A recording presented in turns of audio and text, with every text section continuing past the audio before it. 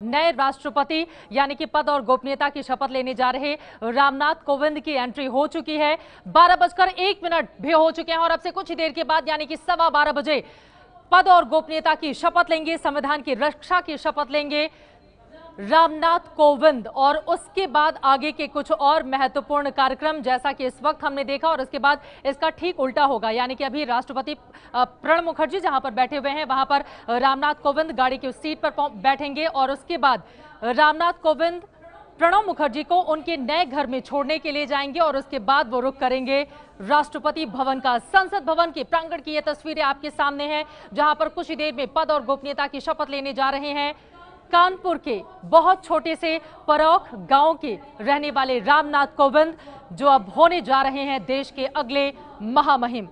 और ये तस्वीरें हम आपको दिखा रहे हैं। इस वक्त पहुंच चुके हैं रामनाथ कोविंद और प्रणब मुखर्जी, ये दोनों ही बाहर की तरफ निकलते हुए। और यहां पर देखिए सबसे पहले रामनाथ कोविंद निकले और ये भी परंपरा का एक हिस्सा है। और उसके बाद प्रणब मुखर्जी गाड़ी से बाहर निकलेंगे और वहां पर स्वागत करने के लिए खुद प्रधानमंत्री नरेंद्र मोदी के साथ ही तमाम दूसरे गणमान्य लोगों की भी मौजूदगी होगी। ये परंपरा जो ये बताती है कि देश के संवैधानिक पद को लेकर हमारे इस देश में छोटी छोटी बातों का भी कितना ख्याल रखा जाता है। एक ही गाड़ी से दोनों आए, लेकिन पहले रामनाथ कोविंद उतरते हैं, वो जाते हैं और फिर राष्ट्रपति प्रणब मुखर्जी जिन्होंने कल आखिरी बार संबोधन दिया देश का, उनकी ओर से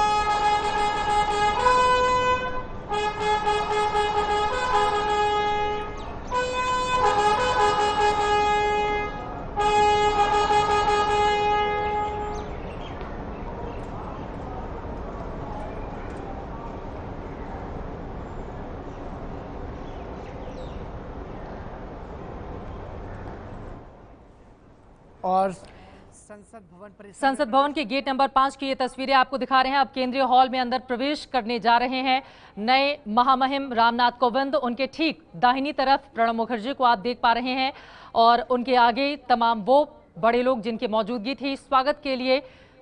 और धीरे धीरे करके अब ये सभी लोग आगे यानी कि केंद्रीय हॉल की ओर बढ़ेंगे और वहां पर शपथ ग्रहण समारोह शुरू हो जाएगा। जैसा कि तस्वीरों में आप देख पा रहे हैं, उपराष्ट्रपति हामिद अंसारी आगे मौजूद हैं, चीफ जस्टिस JS खेहर की भी मौजूदगी है जो आज पद और गोपनीयता की शपथ दिलाएंगे नए महामहिम को। ये तमाम लोग जो पहुंचे हुए थे वहां पर स्वागत करने के लिए। और अब धीरे धीरे करके जो औपचारिकता होती है, जिस तरह से कतारों में लेकर आया जाता है, बिल्कुल उसी साज सज्जा के साथ देखिए तमाम अधिकारी उन्हें लेकर अंदर की ओर यानी कि केंद्रीय कक्ष की ओर बढ़ते हुए इन तस्वीरों में नजर आ रहे हैं। आपको ये भी बता दें गेट नंबर 5 से इन लोगों ने एंट्री की है और केंद्रीय कक्ष में मंच पर 5 कुर्सियां होंगी, जिसमें बीच की कुर्सी पर फिलहाल अभी राष्ट्रपति प्रणब मुखर्जी बैठेंगे, दूसरी कुर्सी पर रामनाथ कोविंद और तीसरी पर मुख्य न्यायाधीश JS खेहर बैठेंगे। बाकी 2 कुर्सियों में से एक पर उपराष्ट्रपति हामिद अंसारी और दूसरी पर लोकसभा अध्यक्ष सुमित्रा महाजन बैठेंगी।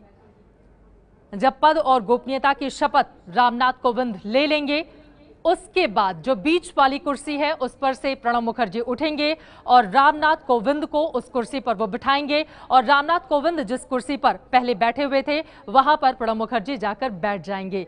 ये तस्वीरें आपके सामने हैं। सुमित्रा महाजन लोकसभा स्पीकर को आप देख पा रहे हैं सबसे आगे, उनके ठीक पीछे उपराष्ट्रपति हामिद अंसारी जिनका कार्यकाल भी अगले महीने खत्म हो रहा है।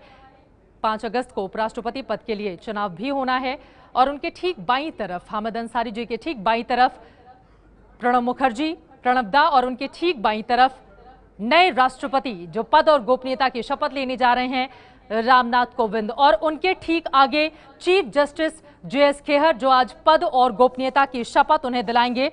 आपको बता दें कि देश के 44वें चीफ जस्टिस हैं सुप्रीम कोर्ट के चीफ जस्टिस JS खेहर, जो रामनाथ कोविंद को पद और गोपनीयता की शपथ अब से कुछ ही देर के बाद यानी कि 12:15 पर दिलाते हुए तस्वीरों में आपको दिखाई देंगे। और केंद्रीय कक्ष में इस वक्त प्रवेश हो चुका है प्रणब मुखर्जी और रामनाथ कोविंद का। सभी लोग अपनी जगहों से खड़े हो जाएंगे।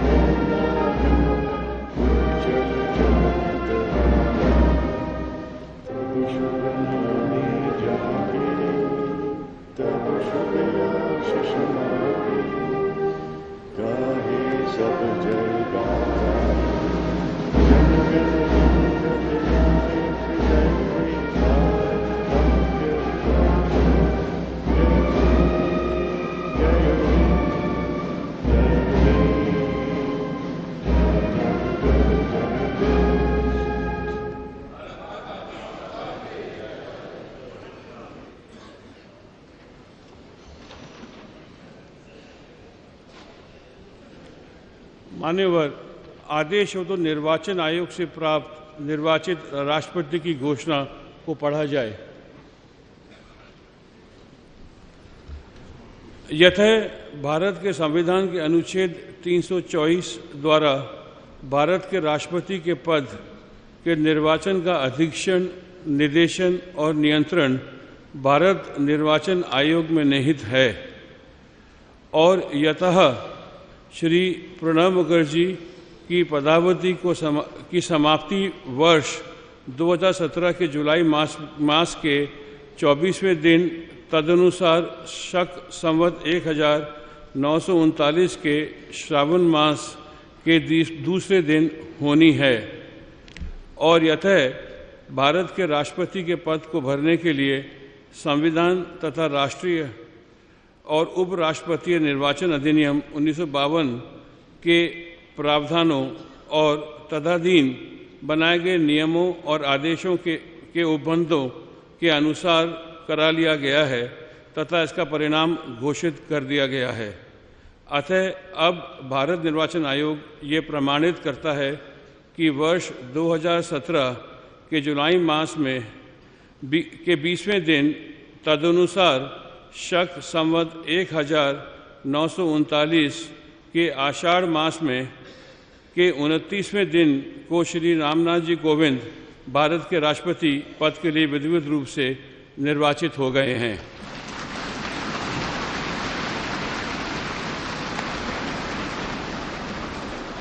भारत गणराज्य के 68वें वर्ष में हमारे हस्ताक्षर और भारत निर्वाचन आयोग की मोहर से आज वर्ष 2017 के जुलाई मास के 20वें दिन तदनुसार शक संवत 1939 के आषाढ़ मास के 29वें दिन को जारी किया गया। शपथ।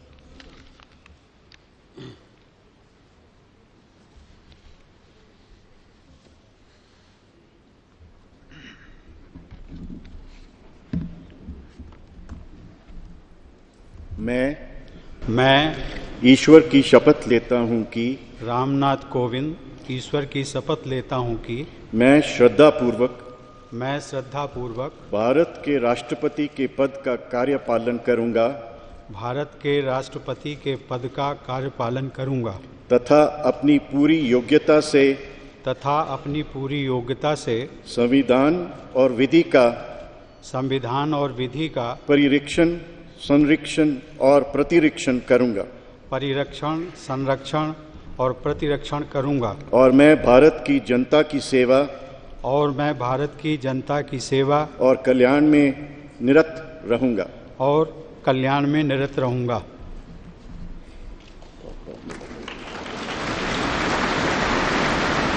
Congratulations, Mr. President. Mr. President, and I request you to take your seat. You take your seat. Congratulations. Thank you, sir.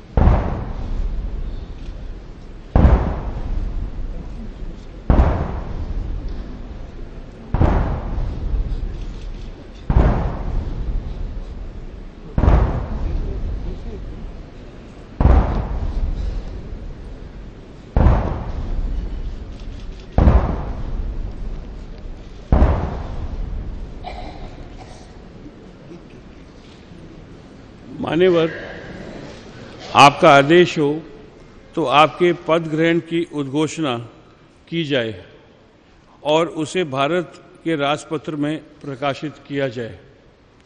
इसकी सूचना प्रमुख सेना केंद्रों तथा विदेश स्थित सभी भारतीय मिशनों, राज्य सरकारों तथा संघ शासित क्षेत्रों के प्रशासकों को भेजी जाए। भारत सरकार के सभी मंत्रालयों और विभागों को भी सूचना तथा आवश्यक आदेश जारी करने हेतु भेजा जाए।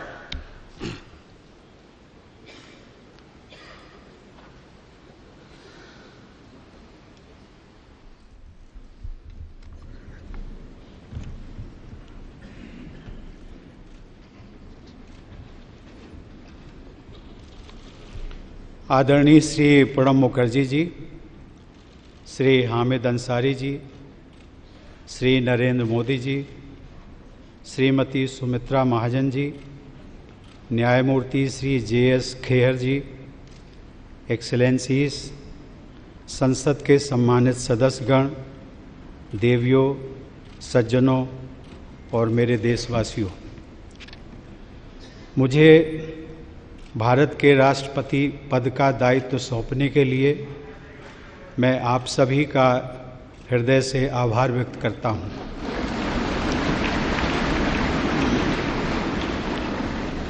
मैं पूरी विनम्रता के साथ इस पद को ग्रहण कर रहा हूं। यहाँ सेंट्रल हॉल में आकर मेरी कई पुरानी स्मृतियां ताज़ा हो गई हैं। मैं संसद का सदस्य रहा हूं और इसी सेंट्रल हॉल में मैंने आप में से कई लोगों के साथ विचार विनिमय किया है। कई बार हम सहमत होते थे, कई बार असहमत, लेकिन इसके बावजूद हम सभी ने एक दूसरे के विचारों का सम्मान करना सीखा।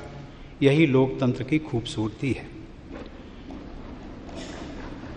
मैं एक छोटे से गांव में मिट्टी के घर में पला बढ़ा हूँ। मेरी यात्रा बहुत लंबी रही है, लेकिन ये यात्रा अकेले सिर्फ मेरी नहीं रही है, हमारे देश और हमारे समाज की भी यही गाथा रही है। हर चुनौती के बावजूद हमारे देश में संविधान की प्रस्तावना में उल्लिखित न्याय, स्वतंत्रता, समानता और बंधुत्व के मूल मंत्र का पालन किया जाता है और मैं इस मूल मंत्र का सदैव पालन करता रहूँगा। मैं इस महान राष्ट्र के 125 करोड़ नागरिकों को नमन करता हूँ और उन्होंने मुझ पर जो विश्वास जताया है उस पर खरा उतरने का मैं वचन देता हूँ। मुझे इस बात का पूरा एहसास है कि मैं doctor Rajendra Prasad, doctor Sarvepalli Radhakrishnan, doctor APJ Abdul Kalam और मेरे पूर्ववर्ती श्री प्रणब मुखर्जी, जिन्हें हम स्नेह से प्रणबदा कहते हैं, जैसी विभूतियों के पद चिन्हों पर चलने जा रहा हूँ। साथियों, हमारी स्वतंत्रता महात्मा गांधी के नेतृत्व में हजारों स्वतंत्रता सेनानियों के प्रयासों का परिणाम थी। बाद में सरदार पटेल ने हमारे देश का एकीकरण किया। हमारे संविधान के प्रमुख शिल्पी बाबा साहब भीमराव अंबेडकर ने हम सभी में मानवीय गरिमा और गणतांत्रिक मूल्यों का संचार किया। वे इस बात से संतुष्ट नहीं थे कि केवल राजनीतिक स्वतंत्रता ही काफ़ी है। उनके लिए हमारे करोड़ों लोगों की आर्थिक और सामाजिक स्वतंत्रता के लक्ष्य को पाना भी बहुत महत्वपूर्ण था। अब स्वतंत्रता मिले 70 वर्ष पूरे होने जा रहे हैं। हम 21वीं सदी के दूसरे दशक में हैं, वो सदी जिसके बारे में हम सभी को भरोसा है कि ये भारत की सदी होगी। भारत की उपलब्धियां ही इस सदी की दिशा और स्वरूप तय करेंगी। हमें एक ऐसे भारत का निर्माण करना है जो आर्थिक नेतृत्व देने के साथ ही नैतिक आदर्श भी प्रस्तुत करे। हमारे लिए ये दोनों मापदंड कभी अलग नहीं हो सकते, ये दोनों जुड़े हुए हैं और इन्हें हमेशा जुड़े ही रहना होगा। साथियों, देश की सफलता का मंत्र उसकी विविधता है। विविधता ही हमारा वो आधार है जो हमें अद्वितीय बनाता है। इस देश में हमें राज्यों और क्षेत्रों, पंथों, भाषाओं, संस्कृतियों, जीवन शैलियों जैसी कई बातों का सम्मिश्रण देखने को मिलता है। हम बहुत अलग हैं, लेकिन फिर भी एक हैं और एकजुट हैं। 21वीं सदी का भारत ऐसा भारत होगा जो हमारे पुरातन मूल्यों के अनुरूप होने के साथ ही साथ चौथी औद्योगिक क्रांति को भी विस्तार देगा। इसमें न कोई विरोधाभास है और न ही किसी तरह के विकल्प का प्रश्न उठता है। हमें अपनी परंपरा और प्रौद्योगिकी, प्राचीन भारत के ज्ञान और समकालीन भारत के विज्ञान को साथ लेकर चलना है। एक तरफ जहां ग्राम पंचायत स्तर पर सामुदायिक भावना से विचार विमर्श करके समस्याओं का निस्तारण होगा, वहीं दूसरी तरफ डिजिटल राष्ट्र हमें विकास की नई ऊंचाइयों पर पहुंचने में सहायता करेगा। ये हमारे राष्ट्रीय प्रयासों के दो महत्वपूर्ण स्तंभ हैं। राष्ट्र निर्माण अकेले सरकारों द्वारा नहीं किया जाता। सरकार सहायक हो सकती है, वो समाज की उद्यमी और रचनात्मक प्रवृत्तियों को दिशा दिखा सकती है, प्रेरक बन सकती है। राष्ट्र निर्माण का आधार है राष्ट्रीय गौरव। हमें गर्व है भारत की मिट्टी और पानी पर। हमें गर्व है भारत की विविधता, सर्वधर्म समभाव और समावेशी विचारधारा पर। हमें गर्व है भारत की संस्कृति, परंपरा एवं अध्यात्म पर। हमें गर्व है देश के प्रत्येक नागरिक पर। हमें गर्व है अपने कर्तव्यों के निर्वहन पर और हमें गर्व है हर छोटे से छोटे काम पर जो हम प्रतिदिन करते हैं। साथियों, देश का हर नागरिक राष्ट्र निर्माता है। हम में से प्रत्येक व्यक्ति भारतीय परंपराओं और मूल्यों का संरक्षक है और यही विरासत हम आने वाली पीढ़ियों को देकर जाएंगे। देश की सीमाओं की रक्षा करने वाले और हमें सुरक्षित रखने वाले सशस्त्र बल राष्ट्र निर्माता हैं। जो पुलिस और अर्धसैनिक बल आतंकवाद और अपराधों से लड़ रहे हैं वो राष्ट्र निर्माता है। जो किसान तपती धूप में देश के लोगों के लिए अन्न उपजा रहा है वो राष्ट्र निर्माता है। और हमें ये भी नहीं भूलना चाहिए कि खेत में कितनी बड़ी संख्या में महिलाएं भी काम करती हैं। जो वैज्ञानिक 24 घंटे अथक परिश्रम कर रहा है, भारतीय अंतरिक्ष मिशन को मंगल तक ले जा रहा है या किसी वैक्सीन का आविष्कार कर रहा है वो राष्ट्र निर्माता है। जो नर्स या डॉक्टर सुदूर किसी गांव में किसी मरीज की गंभीर बीमारी से लड़ने में उसकी मदद कर रहे हैं वो राष्ट्र निर्माता है। जिस नौजवान ने अपना स्टार्टअप शुरू किया है और अब स्वयं रोजगार दाता बन गया है वो राष्ट्र निर्माता है। ये स्टार्टअप कुछ भी हो सकता है। किसी छोटे से खेत में आम से अचार बनाने का काम हो, कारीगरों के किसी गांव में कारपेट बुनने का काम हो, या फिर कोई लेबोरेटरी जिसे बड़ी स्क्रीनों से रोशन किया गया हो।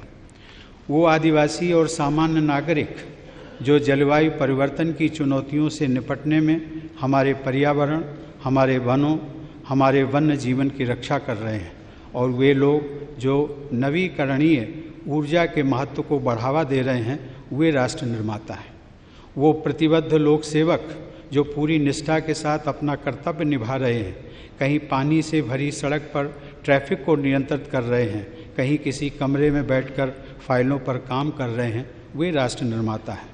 वे शिक्षक जो निस्वार्थ भाव से युवाओं को दिशा दे रहे हैं, उनका भविष्य तय कर रहे हैं, वो राष्ट्र निर्माता हैं। वे अनगिनत महिलाएं जो घर पर और बाहर तमाम दायित्व निभाने के साथ ही अपने परिवार की देख रेख कर रही हैं, अपने बच्चों को देश का आदर्श नागरिक बना रही हैं, वे राष्ट्र निर्माता हैं। साथियों, देश के नागरिक ग्राम पंचायत से लेकर संसद तक अपने प्रतिनिधि चुनते हैं। उन प्रतिनिधियों में अपनी आस्था और उम्मीद जताते हैं।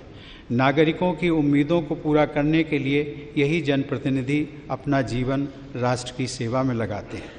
लेकिन हमारे ये प्रयास सिर्फ हमारे लिए ही नहीं है। सदियों से भारत ने वसुधैव कुटुंबकम यानी पूरा विश्व एक परिवार है के दर्शन पर भरोसा किया है।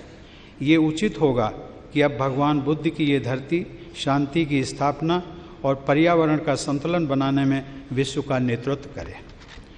आज पूरे विश्व में भारत के दृष्टिकोण का महत्व है। पूरा विश्व भारतीय संस्कृति और भारतीय परंपराओं की तरफ आकर्षित है। विश्व समुदाय अंतर्राष्ट्रीय समस्याओं के समाधान के लिए हमारी तरफ देख रहा है, चाहे आतंकवाद हो, काले धन का लेन देन हो या फिर जलवायु परिवर्तन। वैश्विक परिदृश्य में हमारी जिम्मेदारियां भी वैश्विक हो गई हैं। यही भाव हमें हमारे वैश्विक परिवार से, विदेश में रहने वाले मित्रों और सहयोगियों से, दुनिया के अलग अलग क्षेत्रों में रहकर अपना योगदान दे रहे प्रवासी भारतीयों से जोड़ता है। यही भाव हमें दूसरे देशों की सहायता के लिए तत्पर करता है, चाहे वे अंतर्राष्ट्रीय सोलर अलायंस का विस्तार करना हो या फिर प्राकृतिक आपदाओं के समय सबसे पहले सहयोग के लिए आगे आना हो।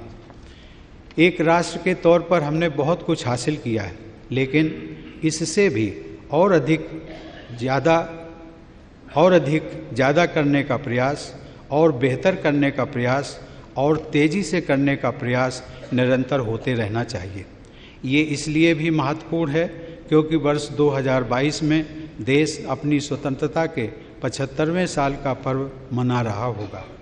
हमें इस बात का लगातार ध्यान रखना होगा कि हमारे प्रयास से समाज की आखिरी पंक्ति में खड़े उस व्यक्ति के लिए और गरीब परिवार की उस आखिरी बेटी के लिए भी नई संभावनाएं और नए अवसरों के द्वार खुलें। हमारे प्रयत्न आखिरी गांव के आखिरी घर तक पहुंचने चाहिए। इसमें न्याय प्रणाली के हर स्तर पर तेजी के साथ कम खर्च पर न्याय दिलाने वाली व्यवस्था को भी शामिल किया जाना चाहिए।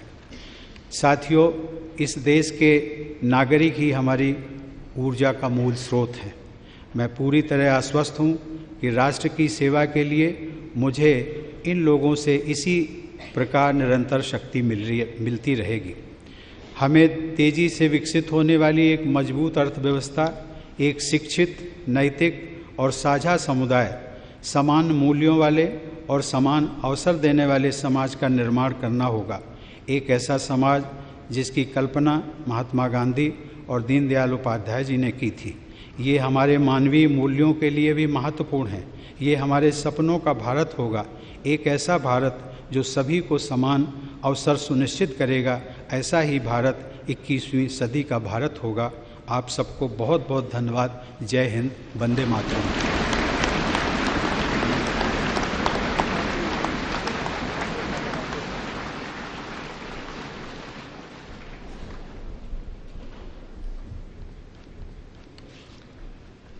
Respected Rashtrapati Ji, you have just addressed the members of Parliament. With your permission, I will read the first and the last paragraphs of the English version of the address. The rest should be considered as read. Respected Shri Pranab Mukherjee Ji, respected Shri Narendra Modi Ji, Shrimati Sumitra Mahajan Ji, Shri Justice J.S. Kher Ji, Excellencies, Honorable Members of Parliament, ladies and gentlemen, and fellow citizens. I thank you for electing me to the responsibility of the President of India, and I enter this office with all humility. Coming here to Central Hall has brought back so many memories. I have been a member of Parliament, and here in this very Central Hall have had discussions with many of you. Often we agreed, sometimes we disagreed, but we learned to respect each other, and that is the beauty of democracy. We need to sculpt high growth economy and educated, ethical and shared community and an egalitarian society as envisioned by Mahatma Gandhi and Deendayal Upadhyay Ji. These are integral to our sense of humanism. This is the India of our dreams, an India that will provide equality of opportunities.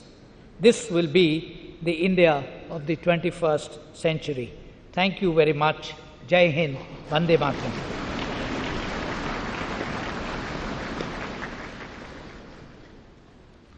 मान्यवर, आपका आदेश हो तो अब समारोह की कार्रवाई समाप्त की जाए।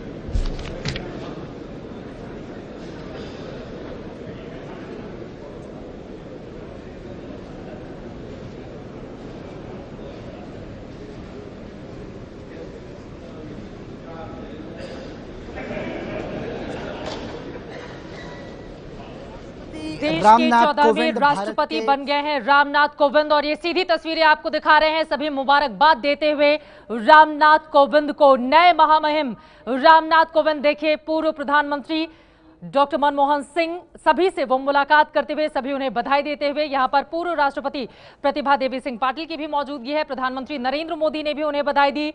बीजेपी के अध्यक्ष अमित शाह, लालकृष्ण आडवाणी, देखिए सिर झुकाकर कैसे उन्हें प्रणाम किया, उन्होंने भी बधाई दी। मुरली मनोहर जोशी, वेंकैया नायडू और उनके ठीक दाहिनी तरफ सोनिया गांधी इस वक्त मौजूद हैं। हाथ जोड़कर सभी का अभिवादन स्वीकार करते हुए यहां पर देश के 14वें राष्ट्रपति रामनाथ कोविंद, जिन्होंने संविधान की रक्षा की शपथ ली है। मुलायम सिंह यादव से वो मुलाकात करते हुए, नीतीश कुमार से देखिए हाथ फैलाकर उन्होंने हाथ आगे बढ़ाया और मुलाकात की। अभिवादन सभी का एक एक करके स्वीकार करते हुए यहां पर देश के नए राष्ट्रपति रामनाथ कोविंद, और ये भी हमारी परंपरा का हिस्सा है, जब राष्ट्रपति पद की शपथ लेने के बाद राष्ट्रपति नीचे उतरते हैं और उसके बाद सभी से मुलाकात करते हैं। सभी ने उन्हें बधाइयां भी दी हैं और सभी देखिए केंद्रीय कक्ष यानी कि सेंट्रल हॉल की ये तस्वीरें हैं, अपनी अपनी जगहों पर खड़े हैं और तब तक खड़े रहेंगे जब तक यहां से राष्ट्रपति केंद्रीय कक्ष से बाहर नहीं निकल जाते हैं।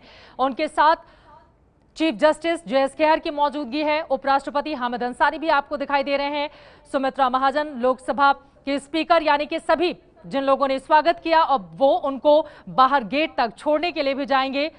और अब आगे रामनाथ कोविंद हैं और उनके ठीक पीछे प्रणब मुखर्जी हैं।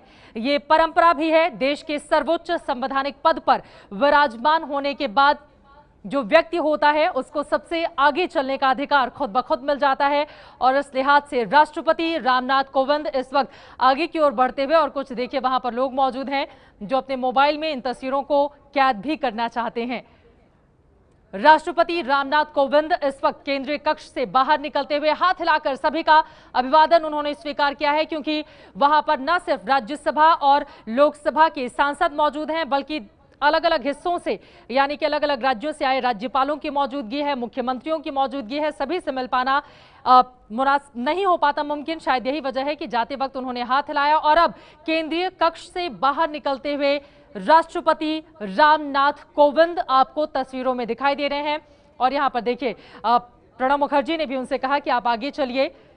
उनके ठीक आगे जस्टिस जे.एस. खेहर, जिन्होंने पद और गोपनीयता की शपथ दिलाई है, 44वें चीफ जस्टिस जो उनके ठीक आगे हैं, और उनकी बाईं तरफ लोकसभा की स्पीकर सुमित्रा महाजन।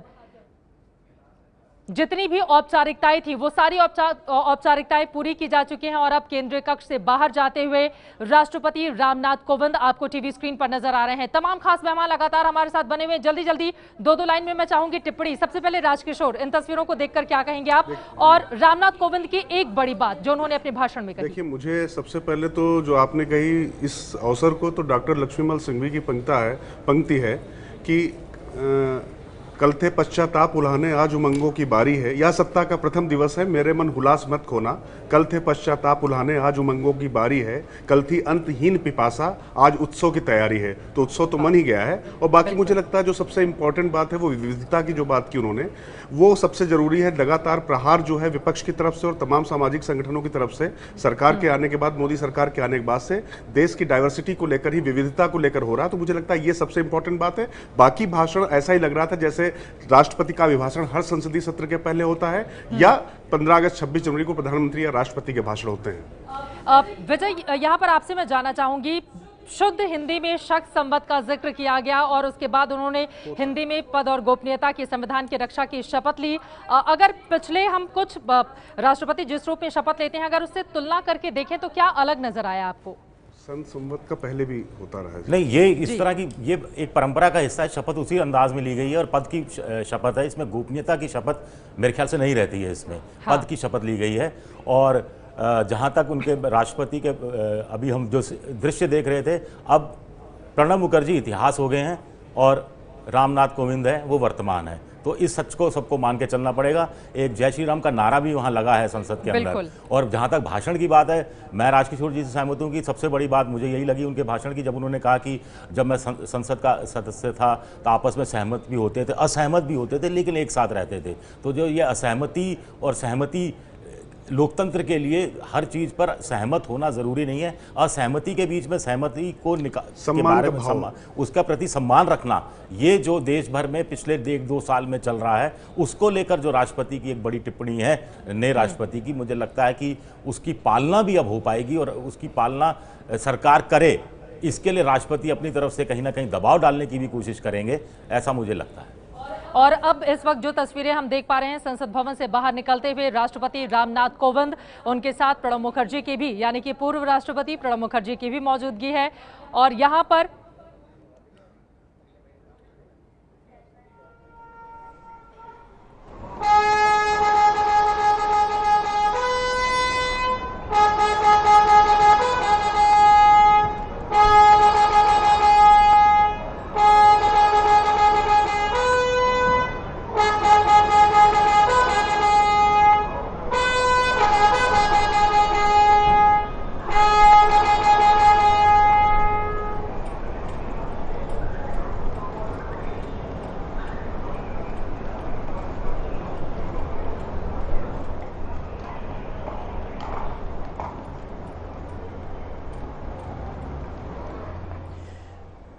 तो ये सीधी तस्वीरें नए राष्ट्रपति को सलामी दी गई और यहां पर देखिए रामनाथ कोविंद एक बार फिर से पीछे की तरफ मोड़ते हैं और यहां पर सभी का अभिवादन स्वीकार करते हुए जस्टिस JS खेहर से वो मुलाकात करते हुए, उपराष्ट्रपति हामिद अंसारी, उनके ठीक बगल में लोकसभा स्पीकर सुमित्रा महाजन, सभी से मिलते हुए। और अब देखिए जो सीट है इस गाड़ी की उसमें अदला बदली हो गई है, यानी कि जहां पर संसद भवन आते वक्त रामनाथ कोविंद बैठे थे वहां पर प्रणब मुखर्जी अब बैठेंगे, जबकि प्रणब मुखर्जी जहां पर बैठे हुए थे वहां पर अब रामनाथ कोविंद बैठेंगे। कंचनदा, इन तस्वीरों को देखकर आप क्या कहेंगे? ये एक नए अध्याय की शुरुआत है, एक नया चैप्टर शुरू हो रहा है राजनीति में भी, और राष्ट्रपति भवन के इतिहास में भी। देखिए ये एक बहुत बड़ी चेंज ओवर है, ये ट्रांसफॉर्मेशनल चेंज है। ये पहली बार ऐसा हो रहा है कि जो रूलिंग पार्टी है आज के दिन में भाजपा के साथ जुड़े हुए किसी का इस पद तक पहुंचना, ये भारत के इतिहास में एक बहुत ही बड़ा चेंज है कि शायद आज से 3 साल पहले, 5 साल पहले भी किसी ने नहीं सोचा था कि इस प्रकार का एक ट्रांसफॉर्मेशन होने वाला है। दूसरी बात जो है कि अब आगे चल के अगले 5 साल में ये देखना होगा क्या राष्ट्रपति भवन का जो इंस्टीट्यूशनल इंडिपेंडेंस है वो इंडिपेंडेंस बना रहेगा या उस इंडिपेंडेंस पर भी कुछ सवालात आएंगे, क्योंकि अगर राष्ट्रपति और सरकार एक ही कहने के लिए तो राष्ट्रपति अब दल से ऊपर पार्टी पॉलिटिक्स से ऊपर है, लेकिन क्या वो सही में अपने काम में, अपने सोच में ये इस डिफरेंस को रख पाएंगे या वो भारत सरकार का ही एक एक्सटेंशन बन जाएंगे। तीसरी बात जो है कि मैं फिर से दोहराऊंगा कि दुनिया बदल गई है, देश बदल गया है और शायद समय आ गया है कि हम ये जो इतने सारे जो ट्रेडिशंस हैं इनके बारे में फिर से सोचें। स्मार्ट कंट्री शुड बात करेंगे, लेकिन जब तक इस तरह की तस्वीरें बनी हुई हैं तब तक जाहिर तौर पर सवा अरब की आबादी वाले हिंदुस्तान को ये गौरवान्वित करती हैं। लौटूंगी कंचनदा में आपके पास, लेकिन जयंत आपसे मैं जानना चाहूंगी, जो तस्वीरें हमने देखी, सबसे पहले राष्ट्रपति का काफिला वहां से निकला, अब उपराष्ट्रपति वहां से निकलते हुए, ये भी सालों से इसी तरह से होता हुआ चला आ रहा है। आज राष्ट्रपति रामनाथ कोविंद की ओर से जो बातें कही गई हैं उनमें 2 बड़ी बातें आपको क्या नजर आई? देखिए, पहली बात है जो कंचन जी ने भी बताया, मैं उसी को दोहराऊं कि पहली बार भाजपा के मेजॉरिटी, एनडीए नहीं, भाजपा के मेजॉरिटी मिला है और उसके कारण भाजपा के प्रत्याशी और जो स्पीच में दीनदयाल जी के जिक्र कर रहे हैं और जय श्री राम नारा भी है, तो आज के दिन में जो संघ परिवार है, जो अपना कॉन्स्टिट्यूएंसी है भाजपा की, वो बहुत खुश है कि पहली बार हिंदुस्तान के इतिहास में जो संघ के साथ जुड़े हुए प्रत्याशी राष्ट्रपति बने हैं। और भाषण में राष्ट्रपति जी एक अखंड भारत की जो छवि है उसको जिक्र किया और ये संदेश देने की कोशिश किया कि आम जनता, आम नागरिक भारत निर्माण जो है उसमें एलिटिस्ट अप्रोच के जगह मतलब रूलिंग रेजिम निर्माण करते हैं, ये गलतफहमी है। एक्चुअली वो तो गवर्नेंस है लेकिन बनाते हैं सरकार नहीं, भारत का निर्माण आम जनता से होती है। तो ये संदेश भी बहुत महत्वपूर्ण है आज के और दिन में। कई पहली लोगों का भाषण उन्होंने में जिक्र भी किया है, राष्ट्र निर्माण में किन किन लोगों की महत्वपूर्ण भूमिका है वो उसका जिक्र भी करते हुए नजर आए।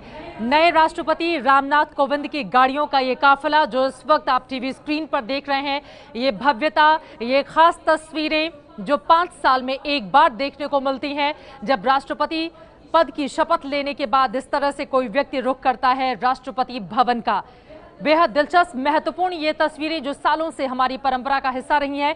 लेकिन अब मैं आ जाती हूं एक बार जो भावनात्मक इमोशनल बातें रामनाथ कोविंद की ओर से आज की गई हैं। इसके पहले भी हमने देखा था राजकिशोर जब वो जीतकर मीडिया से मुखातिब हुए तो उन्होंने बार बार इस बात का जिक्र किया कि कैसे फूस के घर में वो रहते थे, जब बारिश होती थी तो एक कोने में अपने भाई बहनों के साथ वो खड़े हो जाते और पानी के खत्म होने का यानी कि बारिश रुकने का इंतजार करते थे।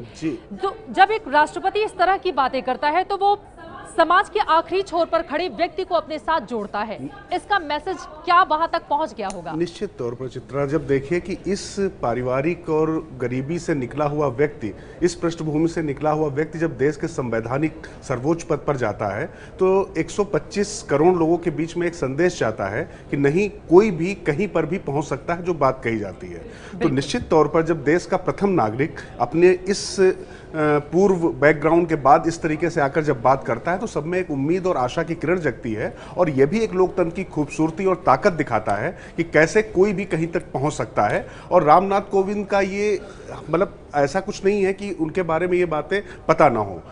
परोख में जिस तरीके से वो रहते थे, और आप याद करिए कि एक त्रासदी हुई, फूस के घर में आग लग जाती है, उनकी माँ की मृत्यु हो जाती है, उसके बाद 5 साल का बालक बिना माँ के रहता है, वो बसता है, पढ़ता है। तो इस बैकग्राउंड से निकला हुआ आदमी, उसने सबसे पहले काम किया कि परोख में शिक्षा के क्षेत्र में बहुत ज्यादा काम किया और वहां पर स्कूल और विद्यालय खुलाने के साथ साथ वहां से बच्चों को बाहर भेजना। तो अगर आप देखेंगे तो कानपुर देहात में जो शिक्षा का स्तर है, परोख गांव में शिक्षा का स्तर थोड़ा बेहतर है, वहां के लोगों ने बाहर जाकर शिक्षा ली है। तो जब इस तरीके का व्यक्ति यहां पर जाता है तो वाकई वो आखिरी व्यक्ति के बारे में सोचेगा, ऐसी अपेक्षा और उम्मीद हम कर सकते हैं। और बिल्कुल उसी तरह का भाषण भी आज जब देश के नाम संबोधन दिया नए राष्ट्रपति रामनाथ कोविंद ने, उसका वो बार बार जिक्र करते हुए गरीबों का जिक्र किया, समाज के आखिरी छोर पर खड़े मजदूरों का वो जिक्र करते हुए, महिलाओं का जिक्र करते हुए नजर आए। और ये तस्वीरें हम आपको दिखा रहे हैं, देखिए अब सीधे राष्ट्रपति भवन की ओर रुख करता हुआ महामहिम रामनाथ कोविंद का ये काफिला। इस वक्त का मौसम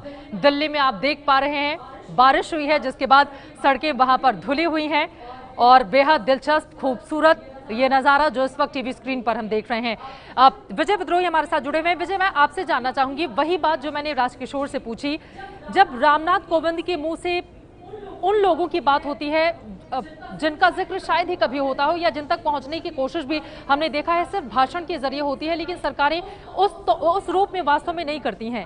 आज जब एक दलित समाज का व्यक्ति इतने बड़े पद पर जाता है, एक बहुत पिछड़े छोटे से गांव परोख गांव का व्यक्ति जब राष्ट्रपति बनता है, तो जो बाकी के लोग हैं उनके अंदर भी एक उम्मीद जगती है। इस रूप में भी क्या इसे देखा जाए? जी हाँ, जगती। और ये पहले दलित राष्ट्रपति नहीं है, दूसरे दलित राष्ट्रपति हैं। जब पहले दलित राष्ट्रपति ने शपथ ली थी तब भी शायद इसी तरह की बातें कही गई होंगी, और उस वक्त बीजेपी ने समर्थन भी किया था KR नारायणन का 1997। जी हाँ, लेकिन उसके बाद दलितों की स्थिति कितनी सुधरी है इस देश में, कितनी बदतर हुई है, आप सब जानते हैं। तो कुल मिलाकर किसी पॉलिटिकल पार्टी विशेष का अपना दलित का जो एजेंडा है उसको कहीं ना कहीं एक परसेप्शन के हिसाब से, एक छवि के हिसाब से बदलने की हो सकता है कोशिश हो सकती हो, लेकिन वास्तविक अर्थों में किसी दलित का किसी ऊंचे पद पर पहुंच जाने से उस दलित समाज में सुधार कितना हुआ है। मायावती इतनी बार मुख्यमंत्री रही, उत्तर प्रदेश में क्या हुआ, या कोई नई नीति भी वो लाने में कामयाब हुई या उसे आगे बढ़ाने में कामयाब हुई, इसमें संदेह है। कहीं ना कहीं अपनी राजनीति की रोटियां सेंकने में शायद लोग संवैधानिक पदों का भी इस तरीके से इस्तेमाल करते हैं। मुझे लगता है चित्रा, इसमें थोड़ा सा मैं जोड़ना चाहूंगा, संशोधन करना चाहूंगा। राजनीति ही सही, राजनीतिक लक्ष्य ही सही, लेकिन कम से कम उस समाज, उस तबके के बारे में जब सोचा जाता है। मायावती का जब आपने जिक्र किया तो निश्चित तौर पर मायावती जब वहां पर मुख्यमंत्री बनती हैं तो उनके समाज में, उस तबके में एक गौरव की अनुभूति आती है और एक असर्टिव समा जाता है। आप राजकिशोर अपनी बात आप पूरी करें। ये चूंकि बहुत ही खूबसूरत तस्वीरें, चूंकि बारिश भी हुई है दिल्ली में हम देख पा रहे हैं, और उसके बाद राष्ट्रपति भवन वापस लौटते हुए, और ये पहली बार राष्ट्रपति के रूप में अब उनकी एंट्री होने जा रही है रामनाथ कोविंद की। आप देखिए जो कैमरा वहां पर लगा हुआ है उसमें भी बारिश की बूंदें लगी हुई हैं, जिसके बाद ये तस्वीरें और ज्यादा खास इस वक्त हमें नजर आ रही हैं। राजकिशोर अपनी बात तौर पर इस समय जो है इंद्र देवता भी उनका इस्तकबाल कर रहे हैं राष्ट्रपति भवन में, ऐसा प्रतीत हो रहा। जो बात विजय जी कह रहे थे बिल्कुल ठीक है, इसके पीछे राजनीतिक मंतव्य है, लेकिन मुझे लगता है कि जब इस तरीके की राजनीति होती तो समाज के लिए कम से कम उससे कोई गलत संदेश नहीं जाता है। अगर आप किसी पिछड़े तबके से, और एक बात देखनी पड़ेगी, रामनाथ कोविंद ना सिर्फ दलित हैं बल्कि उनका जीवन पूरा संघर्ष से भरा रहा है। उन्होंने विपरीत परिस्थितियों के बीच में शिक्षा ग्रहण की, शिक्षा की अलग जगाई, और उनका लंबा राजनीतिक जीवन रहा है। उसके बाद वो वहां पर लाए, ऐसे ही उठाकर किसी को रख दिया गया हो ऐसा नहीं लगता है। तो मुझे लगता है कि ये अच्छी राजनीति है, इसका सम्मान किया। नहीं, मेरा कहने का मतलब है कि प्रतीकों की राजनीति है, ठीक है, अपनी जगह है, लेकिन उसके बाद चीजें भी वास्तव में धरातल पर बदलनी चाहिए जी। तब भी चीजें बदलनी चाहिए थी, जो नहीं बदली गई। विजय, ये कहना कि आज के दिन दलित समाज में कोई बदलाव नहीं हुआ है, मुझे लगता है वो सरासर गलत होगा कहना कि कोई बदलाव नहीं आया है। पॉलिटिकल एम्पावरमेंट हुआ है, सोशल एम्पावरमेंट हुआ है, इकोनॉमिक एम्पावरमेंट हुआ है। क्या पूरा बदल गया है? नहीं, पूरा नहीं बदला है। और ये जो हम लोग सिंबोलिज्म की बात करते हैं, हमारी जो एक कल्चरल मिलियू है, हमारे देश की जो कल्चर है, वहाँ पर सिंबल्स की बहुत वैल्यू होती है कि एक प्रतीक हो, प्रतीक आखिर हम लोग पूजा भी तो प्रतीक की ही करते हैं, तो ये प्रतीक का यहाँ पर एक बहुत बड़ा वैल्यू है। और इस तरीके से जो ये बार बार अगर हम लोग प्रमोट करें और बार बार उनको अगर मेन स्ट्रीम की ओर ले आए, पॉलिटिकल मेन स्ट्रीमिंग करें, सोशल मेन स्ट्रीमिंग करें, इकोनॉमिक मेन स्ट्रीमिंग करें, तो इसमें समाज में बदलाव आता है। ये इनएविटेबल है ये प्रोसेस। और अगर ये ना करके अगर हम लोग उनको छोड़ दें तो क्या बंदूक के नल से बदलाव लाएंगे? वो तो गलत रास्ता है, ये तो सही रास्ता है। बिल्कुल। और ये तस्वीरें हम दिखा रहे हैं धीरे धीरे करके राष्ट्रपति का जो काफिला है महामहिम रामनाथ कोविंद का, वो राष्ट्रपति भवन के अंदर कुछ ही देर में प्रवेश कर जाएगा। और यहाँ पर इन तस्वीरों को देखकर, चूंकि एक बहुत बड़ा सा काफिला और पूरे तामझाम के साथ, अगर इन शब्दों का मैं इस्तेमाल करूं, क्योंकि सालों से ऐसा चला आ रहा है, बिल्कुल उसी के साथ नए राष्ट्रपति भवन में प्रवेश करने जा रहे हैं। लेकिन बिल्हौर के पूर्व सांसद श्याम बिहारी मिश्र की एक बात मुझे याद आ रही है, राजकिशोर आप करेक्ट कीजिएगा मुझे। उन्होंने कहा था कि जब वो लोकसभा सांसद थे और उनको पहली बार राज्यसभा के लिए चुना गया था, तो ये उनके साथ गाड़ी में बैठने में बहुत संकोच करते थे। तो श्याम बिहारी मिश्र ने उनसे कहा कि नहीं, आप हमारे साथ मेरे बगल में ही बिल्कुल बैठकर चला कीजिए। तो इस तरह का बिल्कुल सादा, बिल्कुल सिंपल रहे हैं रामनाथ कोविंद, और शायद यही वजह रही कि उनके सादा जीवन, उच्च विचार को देखते हुए इस पद तक वो पहुंच पाए। जी, दरअसल जिस समय रामनाथ कोविंद जी का राजनीतिक जीवन शुरू हुआ, उस समय तक श्याम बिहारी मिश्रा बड़े नेता होते थे, सांसद होते थे, साथ साथ में व्यापार मंडल के वो बड़े नेता के तौर पे वहाँ स्थापित थे, और वो कानपुर देहात उसी क्षेत्र के भी आसपास रहने वाले थे, तो उनका रसूख भी था। और देखा जाए तो जिन 3-4 लोगों का कोविंद जी के जीवन में बहुत राजनीतिक तौर पर बहुत अहम स्थान रहा, उसमें ईश्वर चंद्र गुप्त थे कानपुर से, वो भी राज्यसभा में सांसद थे, और श्याम बिहारी मिश्र थे। तो इसलिए वो हमेशा कोई भी हो, छोटे से छोटा, बड़े से बड़ा, कोई भी हो, उसको पूरा सम्मान देते थे। और सिर्फ श्याम बिहारी मिश्र जी की बात नहीं है, अगर उनके क्षेत्र का कोई भी व्यक्ति पहुंचा है, जैसे अभी वो राष्ट्रपति के लिए नामित हुए, तो बिहार सदन में जब वो बिहार भवन में रुके हुए थे, तो उन्होंने किसी को निराश नहीं किया। वो लगातार सबसे मिलते रहे और उनको पूरी तवज्जो दी, और नाम लेकर उनका बुलाते तो लोगों को भी खुशी होती थी कि उनके बीच का एक व्यक्ति वहां पहुंचा है। ये तस्वीरें मैं अपने दर्शकों को दिखा दूं, देखिए। और यहाँ पर वो चीजें जो पहले हुई थी प्रणब मुखर्जी के साथ, अब चीजें थोड़ी बदल गई हैं। पहले प्रणब मुखर्जी गाड़ी से उतरते हैं और उसके बाद रामनाथ कोविंद महामहिम वो उतरते हैं, और अब यहां पर एक बार फिर से राष्ट्रीय सलामी, राष्ट्रीय सैल्यूट उन्हें दिया जाएगा। राष्ट्रपति भवन से ये लाइव तस्वीरें हम आपको दिखा रहे हैं, क्योंकि वहां पर बारिश भी हो रही है। चाइना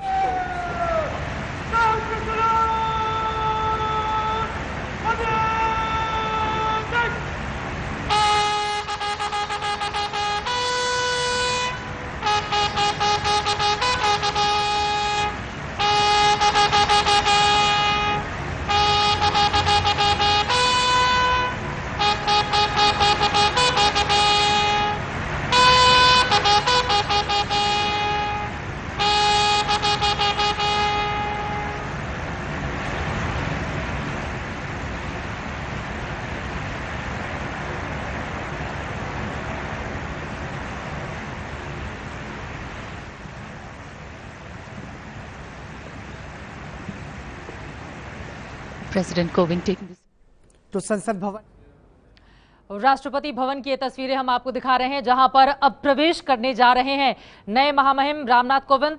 ऐसा लग रहा है कुछ तब्दीलियां हुई हैं उन्हें वहां पर राष्ट्रपति भवन के बाहर ही आपने देखा किस तरह से राष्ट्रीय सैल्यूट दे दिया गया और वापस वो अपनी गाड़ी में बैठते हैं। और अब ऐसा लग रहा है तस्वीरों को देखकर हम अंदाजा लगा सकते हैं इस वक्त कि वो प्रणब मुखर्जी को उनके नए आवास 10 राजाजी मार्ग पर छोड़ने जाएंगे। जन घोषाल हमारे साथ बने हुए हैं। जन दा, इसका अब चूंकि दोनों ही गाड़ी में बैठ गए हैं तो क्या ये माना जाए कि प्रणब दा को उनके नए आवास में छोड़ने के लिए नए महामहिम निकल रहे हैं?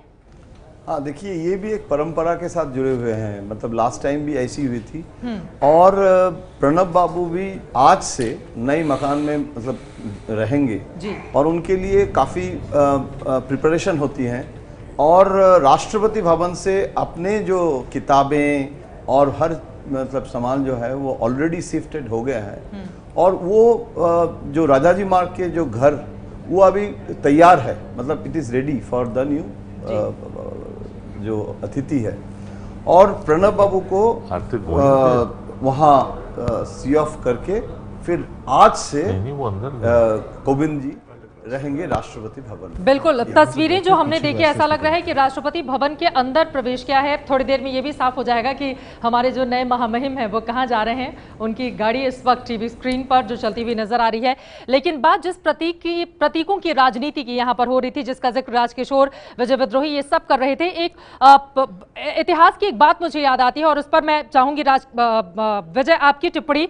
के.आर. नारायणन को 9,56,000 वोट मिले थे जब उन्होंने 1997 में जीत दर्ज की थी। न्यायपालिका के सामने ऐसे सवाल उन्होंने उठाए जिसको लेकर बहुत समय तक चुप्पी थी। 1998 में जजों की नियुक्ति की फाइल पर ऑन रिकॉर्ड उन्होंने टिप्पणी की थी और ये कहा था कि अनुसूचित जाति जनजाति का योग्य उम्मीदवार होते हुए भी न्यायपालिका में उनका प्रतिनिधित्व क्यों नहीं है। तो ऐसा नहीं है सिर्फ प्रतीकों की ही राजनीति होती है, उसके बाद चीजें बदलती भी हैं। विजय, हाँ बदलती हैं, मैंने कब कहा चीज़ें नहीं बदलती। अगर नहीं बदला होता तो देश 1947 में जब आज़ाद हुआ था वहीं का वहीं खड़ा होता। देश बहुत आगे गया है और चीज़ें बदलती हैं। मैं तो कह रहा, मेरा कहने का मतलब ये था कि कई बार प्रतीकों की राजनीति में ही हम उलझ कर रह जाते हैं और वास्तविक अर्थों में किसी दलित समाज है या दूसरा समाज है उसे आगे बढ़ाने की उतनी योजनाओं का क्रियान्वयन नहीं हो पाता है जितना की उम्मीद की जाती है। भवन में नए महामहिम पहुंच चुके हैं जिसकी सीधी तस्वीरें इस वक्त टीवी स्क्रीन पर हम देख रहे हैं और देखिए प्रणब मुखर्जी बार बार उनसे आग्रह करते हुए कि आप आगे चले, मैं आपके पीछे हूं। और अब शायद देश के सबसे बड़े संवैधानिक पद की मर्यादा भी यही कहती है कि सभी लोग उनके पीछे रहें और जो महामहिम हैं, जो देश के राष्ट्रपति हैं, वो आगे रहें। और वही तस्वीरें हमने टीवी स्क्रीन पर देखी। वैसे अपनी बात पूरी करें आप। हाँ, तो प्रतीकों की राजनीति की बात हो रही थी तो मेरा ये कहना, मैं यही कह रहा था कि चीज़ें बदलती हैं लेकिन उतनी तेज़ी से शायद अब और जितनी समाज का ये वर्ग उम्मीद करता है उतनी नहीं बदलती और उसको लेकर राजनीति शायद ज़्यादा होती है। उसको लेकर राजनीति शायद ज्यादा होती है। ये भी बात आपकी सही है कि बहुत धीरे धीरे चीजें बदलती हैं, क्योंकि जिस बात का मैंने जिक्र किया, के.आर. नारायणन ने जो सवाल उठाए थे, 8 सालों के बाद 2006 में के.जी. बालाकृष्णन देश के पहले दलित न्यायाधीश बनते हैं। फिलहाल ये तस्वीरें आपके सामने हैं। नए महामहिम रामनाथ कोविंद इस वक्त आपको दिखाई दे रहे हैं उस सोफे पर बैठे हुए जहां पर अब से थोड़ी ही देर पहले प्रणब मुखर्जी बैठे हुए थे और जिस जगह पर रामनाथ कोविंद बैठे हुए थे वहां पर इस वक्त प्रणब मुखर्जी बैठे हुए हैं। तो ये भी अपने आप में बेहद दिलचस्प, क्योंकि देश का सबसे बड़ा संवैधानिक पद और देश के प्रथम नागरिक के तौर पर उन्होंने पद की शपथ ली है। इस वजह से जो चीजें हैं वो पूरी तरह से बदली हुई और अब उन्हीं बदली हुई तस्वीरों के साथ हमको रामनाथ कोविंद महामहिम दिखाई भी दे रहे हैं इस वक्त। और ये राष्ट्रपति भवन के अलग अलग हिस्सों की तस्वीर जो इस वक्त आप कॉरिडोर्स को देख पा रहे हैं। गार्डन्स, मुगल गार्डन जो कि अपने आप में काफ़ी ज़्यादा फेमस, वहाँ पर पर्यटक भी पहुँचते हैं और इस लिहाज से राष्ट्रपति भवन भी काफ़ी ज़्यादा खास हो जाता है।